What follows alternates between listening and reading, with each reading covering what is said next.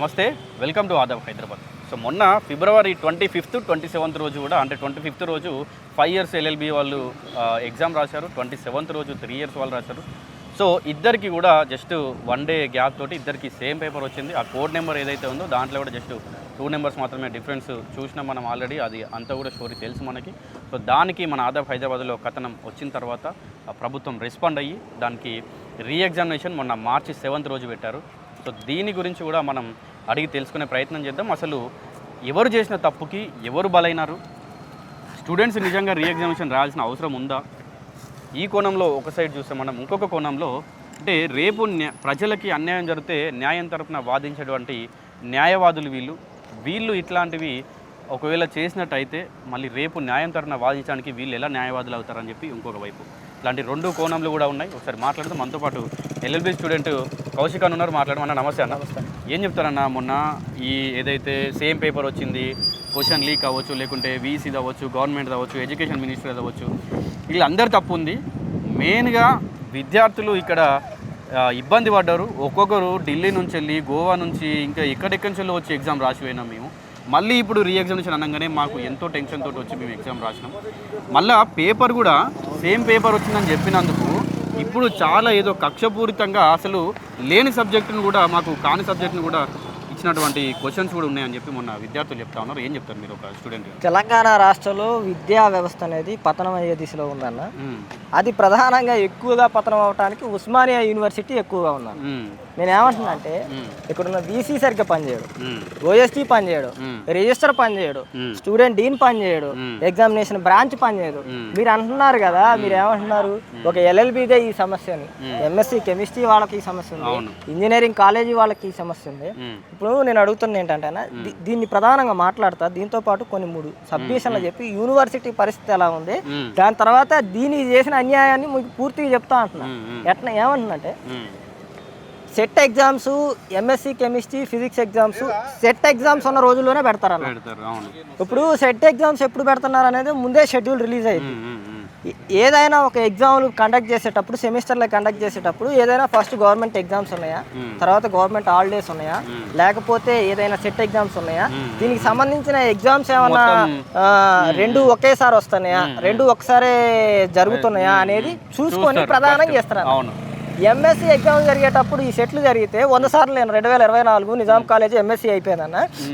Set ఆఫీసుకు పోతే set దగ్గర వాళ్ళు ఏమంటారంటే, ఇది 5-6 యూనివర్సిటీలకు కలిపి జరుగుతుంది, దీన్ని వాయిదా వేయటం కుదరదమ్మా, ఇది ఆల్రెడీ 1 నెల ముందో 2 నెలల ముందు, ఎందుకంటే అప్లికేషన్స్ వస్తాయి, అప్లికేషన్స్ వచ్చిన తర్వాత హాల్ టికెట్లు వస్తాయి, ఇవన్నీ వచ్చాయి ఉంటే ఆ తప్పు మాది కాదు, ఎగ్జామినేషన్ బ్రాంచ్ అంటాడు. ఎగ్జామినేషన్ బ్రాంచ్కు పోయి వీసీ దగ్గరికి, రిజిస్టర్ దగ్గరికి, ఓఎస్టీ దగ్గర పోతే అసలు మా నోటీస్లోనే లేదంటారు. వీళ్ళు ఎందుకు వస్తున్నారన్న, ఏం బీకనీకి వస్తున్నారు, ఏం పని ఉందన్న ఇక్కడికి వెళ్ళి వచ్చి ఛాయలు తాగనీకి, ఏసీలో కూర్చోనికి, ఎంజాయ్ చేయడానికి. నేను అడుగుతున్నాను, రిజిస్టర్కి ఏం పని ఉంటుందన్న, ఓఎస్టీకి ఏం పని ఉంటుందన్న, వీసీకి ఏం పని ఉంటుంది, కనీసం ఎగ్జామ్ టైం టేబుల్ ఎప్పుడు వస్తుంది ఏంటి అనేది కూడా తెలియదన్న. ఇంకోటి కూడా అడుగుతున్నా, ఇంజనీరింగ్ కి మరియు నేషనల్ టెస్టింగ్ ఏజెన్సీ అని ఒక ఎగ్జామ్ ఉంటుంది అన్న, NTA. ఆ ఎగ్జామ్స్ కూడా మొన్న ఇటీవల నేను మాట్లాడిన OSD గారికి ఫోన్ చేసి రేపు దాన్ని పంపిస్తే దాన్ని చూసుకొని మళ్ళీ దాన్ని పోస్ట్ పోన్ చేసి రీషెడ్యూల్ ఇచ్చాను. ఈ బాధ అంతా ఎందుకు అంటున్నా, ఈ నష్టం ఎవడా జరుగుతుంది అంటున్నా. నేను ఏమంటున్నా అంటే, మేమేమన్నా ప్రొసీజర్ను వైలేట్ అయ్యి, లేకపోతే ఏదన్నా గొంతెమ్మ కోరికలను కోరి ఏదన్నా అడిగితే తప్పు, నీ డ్యూటీని చక్కగా చేయమంటున్నావు. అంతే. నువ్వేంటి, నీది పర్యవేక్షణే, నువ్వు కూర్చొని షెడ్యూల్ వేయవు, నీకు సంబంధించిన కింద ఎవరికి ఆదేశం ఇస్తే వచ్చిన షెడ్యూల్ని సంతకం పెట్టే ముందు ఒకసారి కరెక్ట్ ఉందా లేదా అని చెప్పేసి. ఇప్పుడు ఎగ్జామ్ ఫీజులు ఉంటాయి అన్న, 25వ తారీఖు ఉంటుంది, లాస్ట్ డేట్ 25 పెడతారు, స్టార్టింగ్ డేట్ 18, 15 పెడతారు. 18వ తారీఖు నుంచి 25 కన్నా లాస్ట్ డేట్ 22 దాకా సర్వర్లో పనిచేయవు. 23, 24 ఇస్తారు, 2 రోజుల్లో కట్టుకో అంటున్నావు. పేమెంట్లు కావు, పేమెంట్లు ఫెయిల్ అవుతాయి. 100 పేమెంట్లు ఫెయిల్ అయితే టెక్నికల్ ఇష్యూ ద్వారా మళ్ళీ రీకాల్ చేసి రీఫండ్ అయ్యి అవి ఎంత రచ్చ ఉంటుందంటే అన్న, వీళ్ళు చేసే అంత దుర్మార్గమైన పరిపాలన. నేను చెబుతానుగా, బయట అయినా ప్రజాస్వామ్యం ఉంటుంది, ఇక్కడ దుర్మార్గమైన ఆలోచన. ఎవడన్నా మీడియాలో మాట్లాడిండో క్లిప్ వచ్చిందో, SIకి సిఐకి ఫోన్ కొట్టి వీడు బాగా హుషారు ఉండవు వీడి మీద కేసులు పెట్టారు. ఈ బాధ నువ్వు సరిగ్గా పని చేస్తే మాలాంటి మాట్లాడాల్సిన అవసరం ఉండదు కదా. ఇప్పుడు నేను ఏమడుగుతున్నా, వరంగల్ యూనివర్సిటీ ఉంది, అగ్రికల్చర్ ఎగ్జామ్ ఉంది, థర్డ్ ఇయర్ లాస్ట్ ఇయర్ జరిగిన ఎగ్జామ్ పేపర్ మళ్ళీ 4th ఇయర్కి వచ్చింది. అంటే నేను ఏమంటున్నా అంటే అన్న, ఇవన్నీ రాష్ట్ర ముఖ్యమంత్రి గారు దగ్గర ఉండి చేపిలేడు, కానీ ఇష్యూస్ జరుగుతున్నాయి. జరిగినప్పుడు దాని మీద కఠినమైన చర్యలు తీసుకోవాలి. ఇప్పుడు సస్పెండ్ చేయాలి, మెమోలు ఇవ్వాలి, కూర్చోబెట్టుకుని స్ట్రిక్ట్ ఆర్డర్స్ ఇవ్వాలి. స్ట్రిక్ట్ ఆర్డర్స్ ఇవ్వడం వల్ల ఏంటంటే మళ్ళీ ఈ తప్పు పునరావృతం అయితే మళ్ళీ మన మీద ఇట్లాంటి చర్యలు ఉంటాయని భయంతో అయినా పనిచేస్తాడు. అయితే ఇప్పుడు ఇక్కడ ఇంకొకటి ఏంటంటే, సరే వీళ్ళందరూ చక్కగా పనిచేస్తలేరు, ఇప్పుడు పనిష్మెంట్ ఎవరికి ఇవ్వాలి? స్టూడెంట్స్కి ఇవ్వాలా లేకపోతే వీళ్ళకి అధికారులకు ఇవ్వాలా అన్నా? ఇప్పుడు స్టూడెంట్స్ అందరూ ఇప్పుడు ప్రతి నేను చెప్తున్నా, ఈ రాష్ట్రంలో ఈ దేశంలో ఏ వ్యవస్థ ఉన్నా విద్యార్థుల పక్షానికి వచ్చేసరికి విద్యార్థులే నష్టపోతారన్న. నేను ఎందుకని చెప్తానంటే స్కాలర్షిప్ల అంశం ఉందన్న. నువ్వు రాష్ట్ర ప్రభుత్వం నువ్వు స్కాలర్షిప్ ఇవ్వాలి, నువ్వు సెట్ ఎగ్జామ్ పెడతావు, నువ్వు కండక్ట్ చేస్తావు, మీ ఇద్దరు గవర్నమెంట్ స్కాలర్షిప్ ఇస్తారని మీరు అగ్రిమెంట్ అయ్యారు. నన్ను ఏమన్నా నా స్టూడెంట్ పాత్ర ఉందా? లేదు. ఇప్పుడు నేను సెట్ క్వాలిఫై అవ్వకపోతే ఈ యూనివర్సిటీలో చదువుకొనివా? చదువుకొనియో కదా. క్వాలిఫై అయ్యి మీరు అగ్రిమెంట్ చేసుకొని పిల్లల్ని సర్టిఫికేట్లు ఇవ్వను. నాకు తెలిసి బొచ్చడ మంది విద్యార్థులు వేరే యూనివర్సిటీల్లో మంచి యూనివర్సిటీల్లో సీట్లు వస్తే పోలేకపోయారు. 1,50,000 2 లక్షలు కట్టాల్సి వచ్చింది. స్కాలర్షిప్ పడట్లేదు అంటారు. ప్రైవేట్ యాజమాన్యాలన్నా కొద్దిగా విద్యార్థి సంస్థలకు విద్యార్థి సంఘాలకు భయపడి సర్టిఫికేట్లు వస్తున్నాయి. ఈ ప్రభుత్వ కాలేజీలు విశ్వవిద్యాలయాలు ఎట్లా దారుణమైన పరిస్థితి. మీకు ఇంకో ఉదాహరణ చెప్తున్నా, ఎందుకంటే ఇవన్నీ విద్యా వ్యవస్థలో లోపాలు. ఉస్మానియా యూనివర్సిటీ ఆర్ట్స్ కాలేజ్ ఉంది. రిజిస్టర్ గారేమో డబ్బులు ఏం కట్టకుండా విద్యార్థుల్ని న్యాయం చేసుకోమంటారు. ప్రిన్సిపాల్ గారేమో కాసిం గారేమో 15,000 కడితేనే ఉస్మానియా యూనివర్సిటీలో సీట్ తీసుకోవడానికి రన్నారు. మరి ఇది ఏంటి కార్పొరేట్ వ్యవస్థ, దోచుకునే వ్యవస్థ? 15,000 కట్టి జాయిన్ అవటాలు ఏంటన్నా నాకు అర్థం కావట్లేదు. రాష్ట్ర ముఖ్యమంత్రి గారు మీ అందరికీ బాగా క్లోజ్గా 1000 కోట్ల నిధులు ఇస్తున్నారు. వచ్చినప్పుడు సార్ మా ఉస్మానియా యూనివర్సిటీలో విద్యార్థులు ఉన్నారు. నేను ఇది కూడా కాదన్నా, చిన్న అంశం రాష్ట్ర ప్రభుత్వం చేయాల్సింది ఏమీ లేదు. ఒక గెజిట్ ఇచ్చి లేదా కాలేజీని పిలిపించుకొని మేము ఇస్తాం, నేను హామీ. ఇప్పుడు నువ్వు ఇస్తావన్నా, నువ్వు సంవత్సరానికో 2 సంవత్సరాలకో స్కాలర్షిప్లు ఇస్తావు, ఇది తీసుకుంటది, దాని ఇంట్రెస్ట్ కూడా మీరు తీసుకుంటారు. కానీ సీట్ రాని విద్యార్థికి న్యాయం చేసేది ఎవరన్నా? 2 ఏళ్ళు 3 ఏళ్ళు నష్టపోయేది ఎవరన్నా? ఇదంతా ఏంటంటే విద్యార్థుల జీవితాలను నాశనం చేసి పైచాచిక ఆనందాలను పొంది వీళ్ళు ఏదో గొప్ప అతీత శక్తులని నేను చెప్తున్నా. ఇప్పుడు ఈ ఎల్ఎల్బి స్టూడెంట్స్ వాళ్ళు పేపర్ అంటే ఇప్పుడు 25th రోజు ఫిబ్రవరి 25th రోజు 5 years వల్ల జరిగింది, 27th రోజు 3 years వల్ల జరిగింది అన్న. అయితే వాళ్ళు ఇప్పుడు మొన్న స్టూడెంట్స్ ఏమంటా ఉన్నారంటే ఎగ్జామ్కి పోయి ఎగ్జామ్ హాల్లో కూర్చునేంత వరకు కూడా మాకు ఏ పేపర్ వస్తుందో తెలియదు. సో మేము ఏ పేపర్ వచ్చినా కూడా రాసి బయటికి వస్తాం. బయటికి వచ్చిన తర్వాత మా దగ్గర ఉన్న పేపర్ని వేరే వాళ్ళ దగ్గర పేపర్ని ఎవరో కంపేర్ చేసి సోషల్ మీడియానో ఇంకెక్కడో పెడితే మేము అప్పుడు మాకు పేపర్ సేమ్ వచ్చిందని తెలిసిందే తప్ప మేము ఎగ్జామ్ రాసేంత వరకు కూడా మాకు తెలియదు. కానీ మేము ఎందుకు ఇంత ఇబ్బందులకు గురి కావాలంటా ఉన్నారు. నేను కూడా అనేది అదే అన్న. ఇప్పుడు బీసీ చేసిన తప్పుకి, ఎగ్జామినేషన్ బ్రాంచ్ చేసిన తప్పుకి విద్యార్థులు ప్రిపేర్ అయ్యి ఒక 4 రోజులు 20 రోజులు ప్రిపేర్ అయ్యి ఎగ్జామ్ రాసి ఎగ్జామ్ అయిపోయి ఇంటికి వెళ్ళిపోతారు. రకరకాల పరిస్థితులు ఉంటాయి, రకరకాల విషయాలు ఉంటాయి. సెమిస్టర్ అయిపోయిన తర్వాత నువ్వు పిలిచి నేను క్యాన్సిల్ చేస్తాను, నీకు పెన్ను ఉంది సంతకం పెట్టి క్యాన్సిల్ చేసాను. మరి వాడు ఛార్జీలు రావాలి, 1000 రూపాయలు నువ్వే, ఆ 2000 నువ్వే వేస్తావా? మరి ప్రతి విద్యార్థికి ఢిల్లీ నుంచి వచ్చాడు ఉంటాడు, లేకపోతే పక్క నుంచి వచ్చాడు ఉంటాడు, ఆదిలాబాద్ నుంచి వచ్చాడు ఉంటాడు, లేకపోతే ఖమ్మం నుంచి వచ్చాడు ఉంటాడు, వరంగల్ నుంచి వచ్చాడు ఉంటాడు. వాళ్ళ పరిస్థితి ఎవరు చూస్తారన్నా? వాళ్ళ బాధలు ఎవరు చూస్తారు? వాళ్ళు మినిమం పాస్ అయ్యే వాళ్ళు ఉంటారు. వాళ్ళు పాపం కష్టపడు అది చేసు ఇది చేసు ఏదో ఒకటి పాస్ కోసం చదివి రాసి ఉంటారు.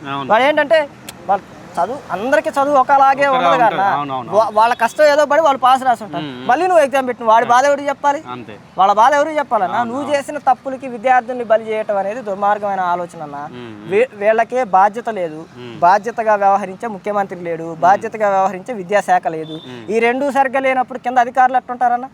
విద్యా కమిషన్కి చైర్మన్ ఆకునూరు మురళయ్య గారు, ఆయనకు బాధ్యత ఉందా? మరి ఎందుకు స్పందించలేదు? వెంటనే ఎందుకు రెక్టిఫై చేయలేదు? ఇంతవరకు ప్రభుత్వంలో కేసీఆర్ గారి ప్రభుత్వంలో రేవంత్ అది విద్యార్థుల జీవితాలను నాశనం చేయడానికి ప్రథమ పాత్ర పోషించింది కేసీఆర్ గారు అని చెప్పినావు కదా. మరి నీ ప్రభుత్వంలో ఏంటి పెద్ద ఆకాశ అద్భుతాలు జరిగినాయి?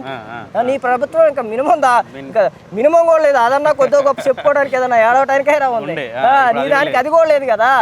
మరి నేనేమంటున్నానంటే విద్యార్థుల పట్ల బాధ్యతగా వ్యవహరించడం నేర్చుకోండి. వచ్చిన టైం టేబుల్ని షెడ్యూల్ని అలా నేను ఏమన్నా అంటే షెడ్యూల్ అయితే 100 పేజీలు ఉండదుగా, థియరీ బుక్ లాగా ఉండదుగా. మా పుస్తకం నా లాగా ఇప్పుడు ఏదైతే ఆ లీగల్ కాన్స్టిట్యూషన్ చదివినట్టు ఆ హిస్టరీ చదివినట్టు ఒక 100 పేజీలు ఉండదుగా. ఒక పేపర్లో సంతకం పెట్టేటప్పుడు ఈ అకాడమిక్ క్యాలెండర్లో ఉందా లేదా అని అడుగుతాను. ఇక్కడ కూడా ఇంకో ప్రధాన విజ్ఞప్తి చేస్తున్నా, మీరు అడిగినందుకని సిలబస్లు 50 ఏళ్ళు 60 ఏళ్ళ కిందటే అయింది. అప్డేట్ చేయాల్సిన పరిస్థితి ఉందా లేదా? ఎంఎస్సీలు చేయాలి, ఫిజిక్స్లు చేయాలి. నేను ఏమంటున్నా అంటే విద్యా వ్యవస్థ నా తెలంగాణకు సంబంధించిన వాళ్ళు ఎవరు పోయినా ఈ టెక్నికాలిటీ లేదని చెప్పేసి నాకు సంబంధించిన తెలంగాణ రాష్ట్రానికి సంబంధించిన వాళ్ళు క్వాలిఫై కావట్లేదని రాష్ట్ర ముఖ్యమంత్రి గారు అనేక సందర్భాల్లో చెప్పింది. దాన్ని మార్చగలిగే శక్తి ఎవరి దగ్గర ఉందన్న? ముఖ్యమంత్రి దగ్గర లేదా? ఆయన ఏమన్నా నాకు అర్థం కావట్లేదు, ఆయన ఏమన్నా చిన్న సర్పంచ్ అనుకుంటున్నా, వార్డు మెంబర్ అనుకుంటున్నా? సరే నేనేమంటున్నా, అన్ని ఒకసారే చేయలేమేమో, దశల వారీ చేయగలవు కదా. ఇప్పుడు 2 సంవత్సరాలు అయింది, 2 సంవత్సరాల్లో సిలబస్ మార్చగలిగే శక్తి ఉంది కదా. ఇప్పుడు సమాజానికి ఏం అవసరమో, కాంపిటేటివ్ ఫీల్డ్కి ఏం అవసరమో ఆ సిలబస్ని తీసుకురా, ఆ సిలబస్ని అప్డేట్ చేయి, ఆ పుస్తకాలు అంది. ఇక్కడ దారుణం ఏంటంటే అన్న, నేను చాలా సందర్భాల్లో చెప్పిన, ఉస్మానియా యూనివర్సిటీలో కానీ మరి ప్రభుత్వ విశ్వవిద్యాలయాల్లో కానీ విద్యార్థులకి పుస్తకాలు ఉచితంగా అందియండి. ఫస్ట్ పుస్తకాలు ఉచితంగా అందిస్తే చదువుకుంటారు. బయట పోయి ఆర్ఎస్ అగర్వాల్ చదవాలంటే 700 అన్న పుస్తకం కొనాలంటే, ఇంకెక్కడికో దగ్గర పోయి 800, 900, 1000 రూపాయలు. నువ్వు నారాయణ చైతన్య బాబు ఇంటర్మీడియట్ సెకండ్ ఇయర్ వాడికి పొద్దున్న నుంచి 6 నుంచి 1 గంట వరకు ఇంటర్మీడియట్ క్లాసులు ఖతం చేసి 1 గంట బ్రేక్ ఇచ్చి ఆర్ఎస్ అగర్వాల్ పట్టుకుని బండకేసి రుద్దుతారన్న, రప్ప రుద్దుతారు. అదే నేనేమన్నా అంటే అంత కేర్ తీసుకోకపోయినా పుస్తకాలైనా కనీసం ఫ్రీ చేయండి. ఆ లైబ్రరీలో ఉంటాయి, 100 ఏళ్ళ కింద వచ్చి ఉంటాయి. మీరు లైబ్రరీ ఇవ్వండి, నేను ఒకసారి రిక్వెస్ట్ చేస్తాను. కొత్తగా ఈ సంవత్సరం వచ్చిన పుస్తకాలు ఎన్ని, ఏమేమి వచ్చినాయి, ఏ ర్యాకుల్లో పెట్టారు, కనీసం వాటి బిల్లులైనా చూపిమన్నా నాన్న. నిజాం కాలేజ్ ఇవ్వండి, మీరు ఆ ల్యాబులు చూస్తే దారుణమైన పరిస్థితి. ల్యాబుల్లో ఎక్విప్మెంట్ ఉండదు, మళ్ళీ విద్యార్థులు కొనుక్కొచ్చుకోవాలి, విద్యార్థులు పోయి కొనుక్కొచ్చుకొని సబ్మిట్ చేయాలి. వాళ్ళ దగ్గర సొల్యూషన్స్ ఉండవు, ఒక పుస్తకాలు ఉండవు, కొత్త పుస్తకాలు. ఆ పుస్తకాలు ఇయటానికి ఒకడు ఒక పుస్తకం తీసుకోవడానికి, మళ్ళీ ఇంకొకటి ఆ పుస్తకం తీసుకోవడానికి ఉండదు, మళ్ళీ ఆడు షేర్ చేసుకోవాలి అక్కడ. ఇట్లాంటి పరిస్థితి ఉన్నప్పుడు విద్య నాణ్యత అక్కడ పెరిగిద్ది. దీనికి రేవంత్ రెడ్డి గారు ఒక్కడే బాధ్యుడని నేను అంటాం కూడా దుర్మార్గమైన అంశమే. రేవంత్ రెడ్డి గారితో పాటు మిగిలిన వ్యక్తులు కూడా ఉన్నారు. నేనేమంటున్నా అంటే రేవంత్ రెడ్డి గారికి మార్చే అవకాశం ఉందంటున్నా.